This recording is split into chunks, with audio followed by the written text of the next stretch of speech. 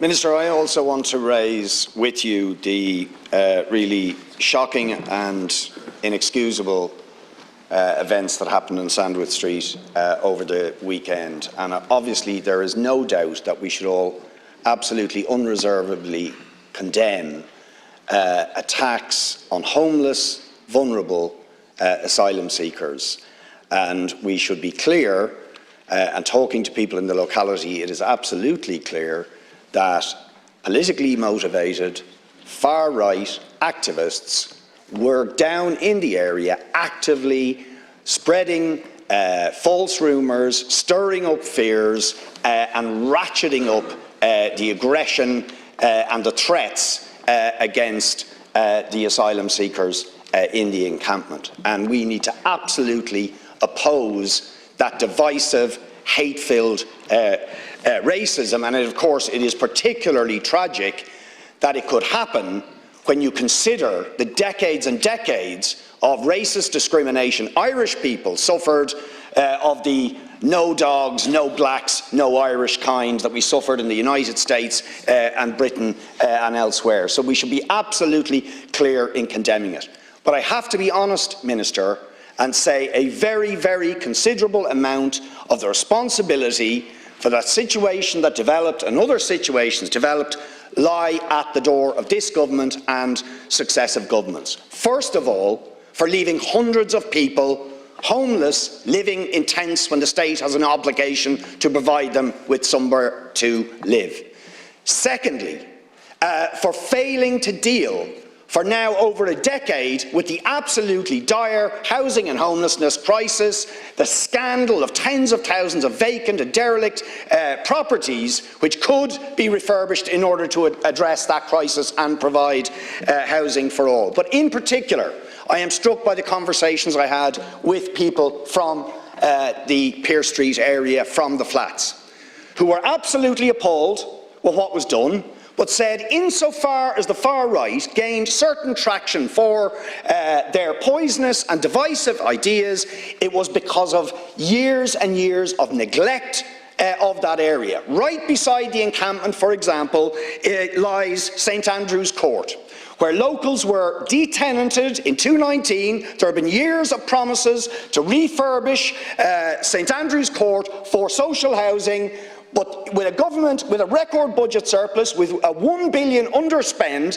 on housing, has not yet approved the money to refurbish that 5 years on. And they pointed out that at the same time you have Twitter right beside them talking about diversity, but they are excluded from employment in these industries. A lot of the stuff that is being built around the area is completely unaffordable for locals, that increasingly they are feeling totally excluded and under pressure, and believe there has been an agenda to drive the local community out. That is being done because of the failures of government, because of processes of gentrification, not of course because of refugees. But the government leaves the door open for that kind of thing, and for the far right and their poison, if they fail to deal with the deprivation and the housing problems and the dereliction in areas like Pearse Street and many other working class areas. Minister. Thank you, Deputy. Can I just say that I don't agree with anything you say there, because except for the fact that you're right, what happened on Saturday night was absolutely wrong, and like you, I have condemned it as well. But what I can say that this government has made unprecedented investment in communities, whether it's through the SICAP programme, whether it's through investment in communities up and down the length and breadth of this country, through my Department of Rural and Community Development. So to say that there's been no investment in communities is wrong. When you look at what we have done in terms of childcare and the cost of childcare, there are many other issues. And when you look at the fact also that we have full employment in this country, never before has so many people been working. So we have invested, and the policies that we took have paid off in terms of We have, in terms of our economy, I know there are pressures. There are always going to be challenges and more challenges. And this is a challenge we currently have. We currently have a challenge to provide the accommodation that we need for all of the people that are coming into this country.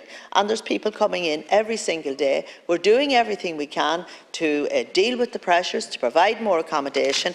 And as you know, I said there a few minutes ago that Minister O'Gorman will be providing additional accommodation in a number of locations across the country, and he hopes to announce that by the offers of accommodation by the end of the week for international protection applicants. So, and I know it's difficult for communities as well. We're asking a lot of them. Because you know, I understand their concerns, and what I'm saying to communities out there is that we need you to work with us. When we work together as a country, we get great results. We worked together through COVID, and we came out of it better, we came out of it stronger. So we need to work together to deal with the challenges that we're currently facing. People are coming to this country, they're looking for asylum, they're looking for help, they're looking for our support. We want to give them that, and we will continue to work together as a government, right across government. It's not just down to one minister here. We're all working together to try to find the solutions here and to bring forward accommodation so that we can have a roof over their head as quickly as possible. So by the end of this week, as I said, there will be further accommodation coming on stream. And to the people who have concerns out there, I would say to them, please work with us, and we will continue to engage with you through the local authority and through government. Thank you, Minister. Minister, I detest racism or anybody who whips it up. And what was done, to meet desperate people who are homeless on the streets with hatred and fire is appalling and has to be condemned. But I am telling you, Minister, I was talking to people this morning in the locality who were equally appalled, who opposed absolutely what was done. But they told me there are many, many vulnerable people. Remember, there are 800,000 people living in deprivation in this country, and many of them are heavily concentrated in working class areas like Pearse Street. This person told me that the local population has been more than halved over the last 20 years because they cannot afford places to live in the area, while gleaming new blocks spring up around them. Where employees of Twitter or whatever well-paid people who can afford them, they can't afford to live in their own area. And at the same time, right beside that site, an area designated for social housing 5 years ago still hasn't been redeveloped. Right? This is a problem. So there are neglected working class communities and people who are being driven out of their own areas because they cannot afford to live there because of the failure to deal with dereliction and to provide the social and affordable housing, and that creates the conditions that the far right then come in and exploit, and we need to address that as well. Minister Humphreys, too, on this Thank you. Well, I think, Deputy, you shouldn't be given any excuses to the far right, because what they are, because what they're doing is wrong. We condemn that. And can I just say that the far-right protesters do not speak for the majority of the people of this country. They do not, and I agree with you there. But we shouldn't be giving them, credence, and we shouldn't be giving them excuses. So can I just say that we have